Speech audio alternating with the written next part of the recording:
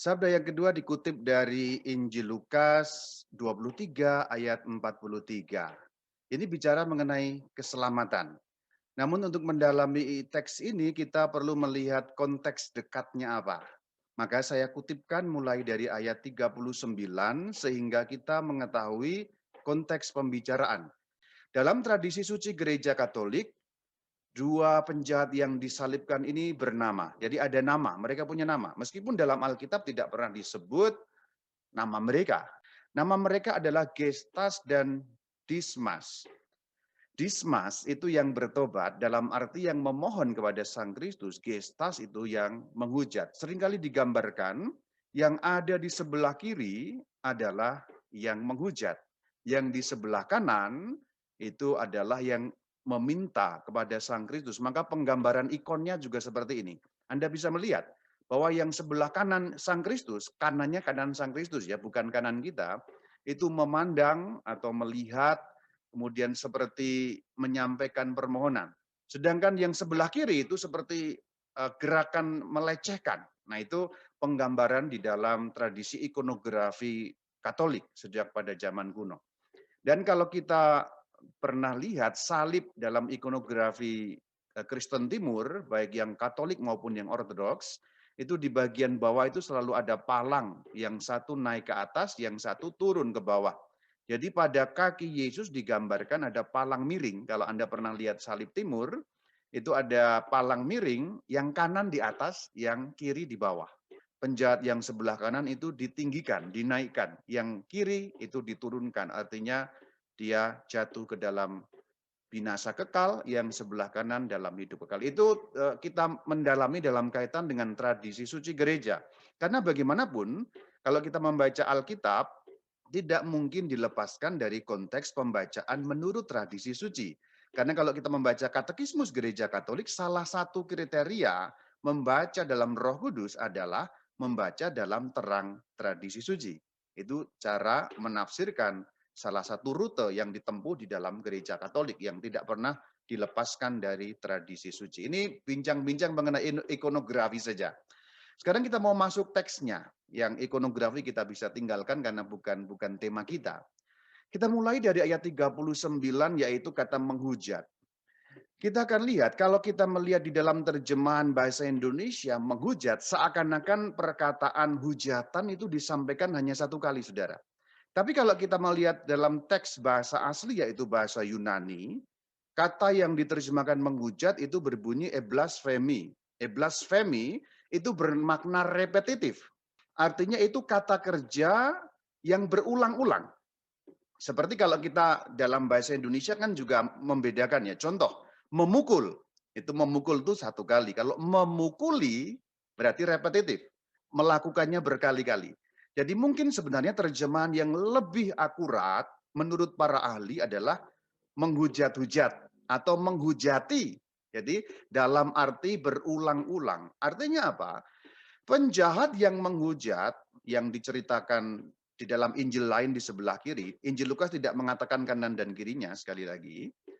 Nah, itu menghujat bukan hanya dalam satu kali perkataan ini, tapi itu berkali-kali. Jadi artinya sepanjang boleh dikatakan itu nyontong terus gitu loh. Kalau orang Betawi bilang ngebacot terus gitu. Jadi terus-terus menghujatnya itu dilakukan berulang-ulang dan berkali-kali. Maka kata-kata bukankah engkau adalah Kristus, selamatkanlah dirimu dan kami. Mungkin variasinya banyak, tetapi inti hujatannya kira-kira yang disampaikan dalam teks Injil Lukas. Kemudian kata Kristus, saudara. Kata Kristus itu bahasa Yunani yang berbunyi Kristos. Diterjemahkan ke bahasa Latin Kristus, lalu kita menyerap dari bahasa Latinnya. Kata Kristos itu juga kata penerjemahan sebenarnya. Itu menerjemahkan kata Ibrani yaitu Masyah, Hamasyah. Jadi Masyah kita terjemahkan Mesias. Jadi sebenarnya secara kebahasaan kata Kristus itu artinya sama dengan kata Mesias. Hanya penyerapannya yang berbeda. Kata Kristus kita serap dari bahasa Latin, akarnya Yunani. Sedangkan kata Mesias itu kita serap dari bahasa Ibrani, tapi artinya sama. Nah itu bisa juga. Jadi Kristus selalu bisa diterjemahkan dengan kata Mesias mengingat akar kata yaitu bahasa Ibrani Masiah. Dan pengertian Mesias itu berarti memang penyelamat di dalam kultur dan juga dalam religi, artinya secara kebudayaan dan secara keagamaan bagi orang Yahudi, Mesias itu penyelamat. Dan mereka memahami itu setelah pembuangan terutama. Kalau sebelum pembuangan kata Mesias artinya luas sekali. Seorang raja itu bisa disebut Mesias. Seorang nabi itu bisa juga disebut Mesias. Raja Saul, Raja Daud itu disebut Mesias juga dalam kitab-kitab Perjanjian Lama. Kemudian Nabi Yesaya itu juga disebut Mesias juga. Bahkan Koresh, kalau kita tahu dalam Perjanjian Lama, Koresh itu raja pagan, orang kafir, orang Persia, bahkan juga disebut Mesias. Tapi itu sebelum pembuangan. Ketika orang Yahudi mengalami pembuangan dan pulang dari pembuangan, kata Mesias itu bermakna yang lebih khusus lagi, yaitu orang keturunan Daud yang menjadi raja untuk menyelamatkan bangsa Israel, terutama mengembalikan kejayaan kerajaan Daud. Karena setelah pembuangan Babilonia, kerajaan sudah hancur. Kerajaan tidak berdiri lagi setelah orang Israel dibuang ke Babilonia. Sampai zaman Tuhan Yesus. Kan sebelum pembuangan Babilonia mereka punya kerajaan dan punya raja keturunan Daud. Setelah mereka boleh kembali pada zaman Esra dan Nehemia, itu mereka selalu merindukan zaman kejayaan mulai dari Raja Saul, Raja Daud, Raja Salomo, dan terutama Raja Daud sebagai raja yang dianggap paling besar, yang mereka rindukan kembali kejayaan pada masa itu. Maka Mesias atau Kristus pada zaman Tuhan Yesus berarti 2000 tahun yang lalu itu erat hubungannya dengan konsep seorang raja. Seorang raja yang pasti keturunan Daud. Dan Yesus Kristus Tuhan kita dalam hal ini memang memenuhi harapan itu. Karena kita tahu baginda Yesus sebagai manusia Yesus dari Nazaret yang dinilai menurut ukuran manusiawi adalah keturunannya Yusuf. Yusuf itu keturunan Daud. Berarti Yesus sebagai anak manusiawi dari Yusuf, karena orang Yahudi kan ngitung menurut garis laki-laki, garis ayah. Berarti apa? Yesus keturunan Daud. Artinya bisa, mungkin menjadi kandidat seorang Kristus, seorang Mesias. Maka dikatakan menyelamatkan. Karena konsep seorang Mesias adalah konsep penyelamat. Raja yang penuh kuasa, menguasai politik, kejayaan duniawi, mampu menyelamatkan orang pada waktu itu, mampu mengusir penjajah pada waktu itu. Yang pada waktu itu adalah konteks penjajahannya adalah Romawi pada zaman Tuhan Yesus. Orang Romawi sudah menjajah orang Yahudi dari tahun 63 sebelum Masehi. Jadi kira-kira 60 tahun sebelum Tuhan Yesus, orang Romawi sudah menjajah. Maka konteksnya pada zaman Yesus, orang Romawi masih menjadi penjajah di tanah itu. Maka perkataan ini sebenarnya perkataan yang boleh dikatakan hujatan, tapi juga sekaligus rasa frustrasi. Rasa frustrasi karena orang-orang bilang kan kamu itu Kristus. Kristus kok berakhir seperti itu? Itu konyol. Untuk penjahat ini, dia memandang itu suatu kekonyolan ketika seorang Mesias yang dianggap Mesias paling kurang, kan di mana-mana Yesus sudah dieluk-elukan. Dan orang menganggap inilah Mesias yang kita tunggu-tunggu. Kok berakhir konyol sekali? Bahkan menyelamatkan dirinya sendiri pun dia tidak mampu. Maka kata hujatannya ini kan membuli sebenarnya. Selamatkanlah dirimu, ini kan sinis sebenarnya. Kamu kan Mesias, masa? Jangankan menyelamatkan kami, apalagi menyelamatkan bangsa yang besar. Kamu sendiri aja nggak selamat. Nah ini konteksnya. Kenapa kok bunyi hujatannya seperti itu? Karena harapan yang boleh dikatakan harapan duniawi mengenai Mesias itu yang dipikirkan oleh orang zaman itu. Sebenarnya kalau kita melihat perkembangan pemikiran para rasul pun sebenarnya juga pernah terjebak mereka di sini. Contoh Rasul Petrus dan juga rasul yang lain sebenarnya, tapi yang bersuara pada waktu itu kan Petrus yang menjawab. Rasul Petrus dan para rasul yang lain pernah terjebak pada konsep Mesias politik secara duniawi yang mengalahkan penjajah asing itu. Ini tidak hanya soal penjahat atau orang Yahudi pada umumnya, tetapi bahkan para rasul pun juga pernah blunder dalam persoalan ini. Diajar berkali-kali belum ngerti. Bahkan nanti sampai Sang Kristus naik ke surga juga belum ngerti. Ngertinya setelah Pentakosta betul-betul mereka mengerti full apa yang dimaksudkan Mesias versi Yesus Kristus.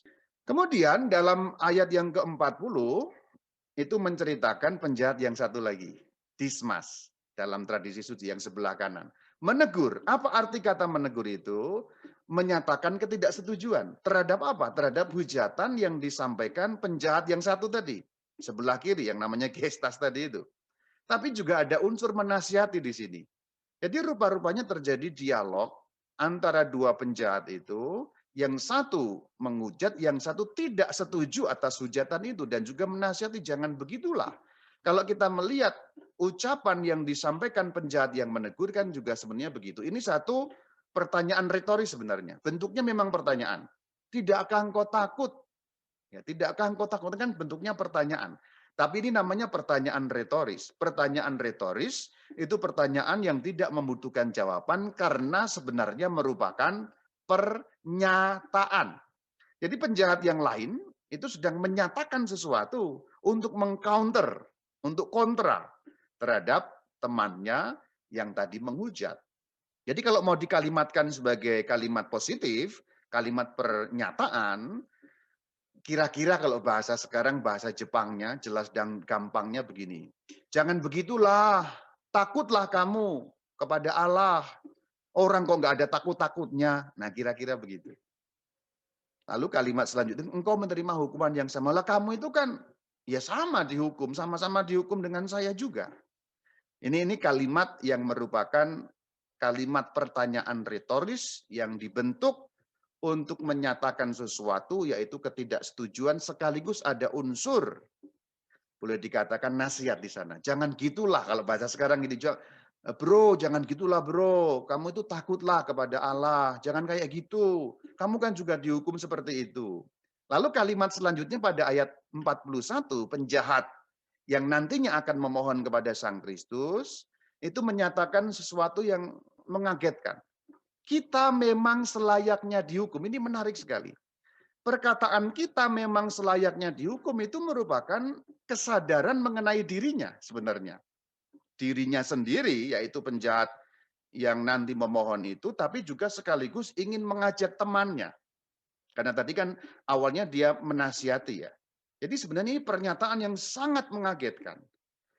Ini boleh saya sebut juga, tapi ini istilah saya, tanda petik tentu saja, sebagai pengakuan dosa.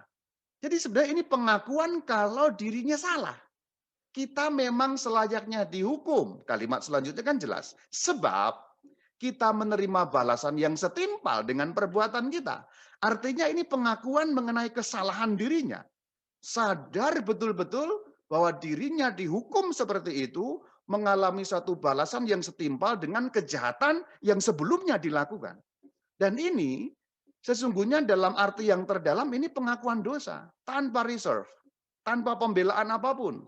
Tidak pakai tapi, tidak pakai saya gini tapi kan, nggak pakai gitu. Kita ini kalau mengaku dosa masih pakai tapi gitu.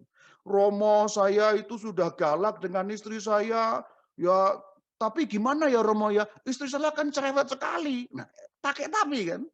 Anda mengaku salah, masih menggunakan pembelaan. Nah, si penjahat ini tidak. Sebenarnya ini pengakuan dosa yang luar biasa. Dan ini pola yang bagus sekali. Karena hanya orang yang dapat mengakui salahnya sebagai salah, dosanya sebagai dosa, orang seperti itulah yang boleh dikatakan akan menerima rahmat pengampunan. Kalau kita memohon rahmat pengampunan itu kan harus dimulai dari pengakuan salah. Lihat pola pada anak yang hilang. Pola pada anak yang hilang itu sebenarnya diawali titik sebelum kembali adalah diawali dengan penyadaran mengenai dirinya yang salah. Pengakuan dosa bahwa aku telah berdosa, tidak ada pembelaan apapun, pokoknya aku berdosa. Orang lain tidak bertanggung jawab atas dosaku, aku yang bertanggung jawab atas dosaku, ini ku perbuat karena pilihanku sendiri. Ini juga kita patut pelajari di sini, saudara-saudari. Artinya apa? Untuk dapat menerima rahmat pengampunan dosa, titik awalnya adalah mampu menyadari diri sebagai berdosa. Kan sebenarnya berdosa, kan langkah pertobatan itu kan tiga sebenarnya. Pertama, mengakui diri berdosa. tanpa pembelaan. Aku dosa ya dosa, titik sudah. Nomor 2, memohon diampuni. Nomor 3, satu niat untuk tidak mengulangi kembali. Itu kan pertobatan tuh begitu. Kalau Anda tidak mulai dari yang pertama, itu tidak ada pertobatan.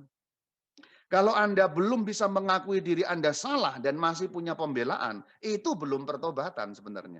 Karena pertobatan mengakui diri bersalah, keadaanku begini tanpa pembelaan. Tidak ada tapi-tapian tadi. Orang ini juga tidak ada tapi-tapian. Kita memang layak dihukum. Aku terutama kata kata dia juga menginklusikan temannya, memasukkan, mengajak juga temannya. Masih pada ayat 41, perkataan orang ini tidak berbuat salah, sekarang ditujukan kepada Yesus Tuhan. Jadi yang disebut orang ini maksudnya Yesus Kristus. Kalau kalimat pertama dalam ayat 41 tadi, kita berarti kesadaran tentang dirinya. Kalimat yang kedua, orang ini, berarti sekarang perhatian ditujukan kepada Sang Kristus. Berarti ini suatu kesadaran tentang Sang Kristus. Ayat 41 ini menunjukkan perbandingan, perhatikan tadi itu ya.